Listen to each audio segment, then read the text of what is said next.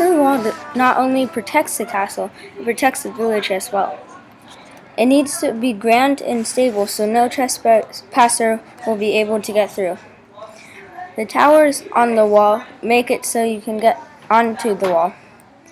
They offer protection from enemy fighters and allow the defenders to see what is happening below them. There is a walkway on the wall so guards can shoot attackers with arrows. There are gates so people can get through, but they need to be guarded very well because if they aren't guarded, the defenders can get in.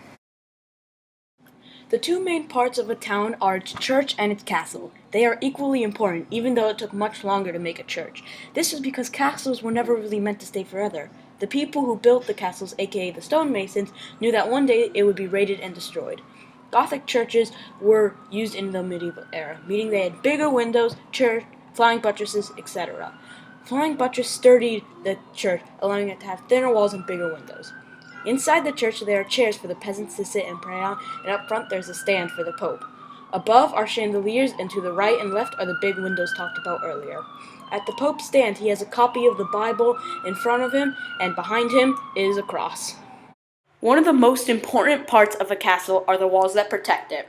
They are the castle's #1 defense against raiders.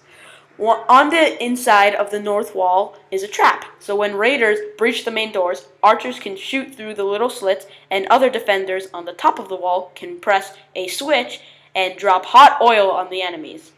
There are 2 walls that aren't surrounded by the outer wall, so those walls we made twice as thick to make up for that disadvantage.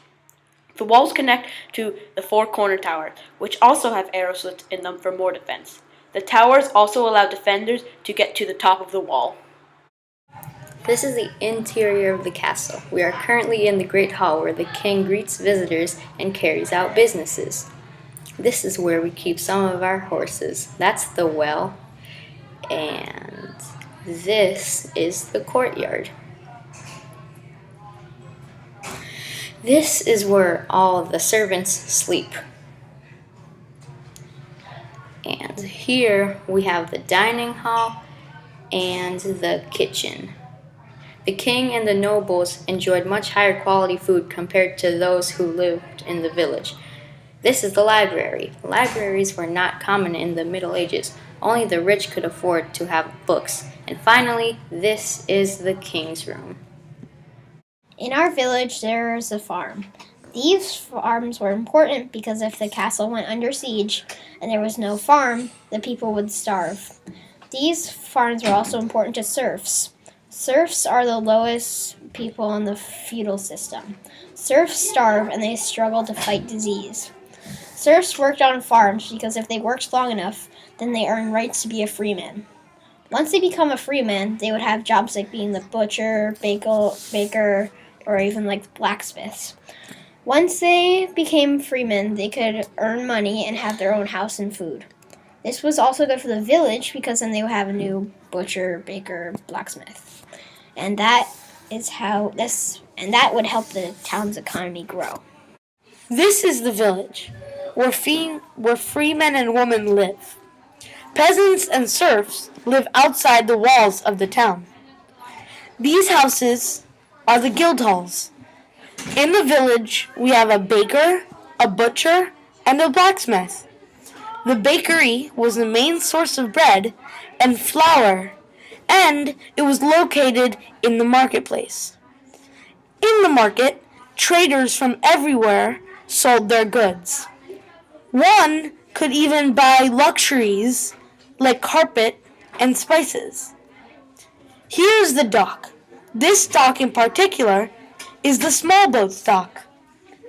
At this dock, only little rafts and small boats docked. Sometimes the big boats docked on the other side of the river, and they would send their little boats to a small dock. Here's one of the bigger ships. These ships will go to faraway cities and towns to trade. Below deck is where the crew sleeps and where we keep the trading goods. If we go back upstairs, we can see the captain's room. And if we climb up here, you can look over everything. Trade was important in medieval towns because it allowed you to get resources you couldn't get where you lived. Towns also specialized in goods that ships would sell now in other towns. Our town is famous for potatoes.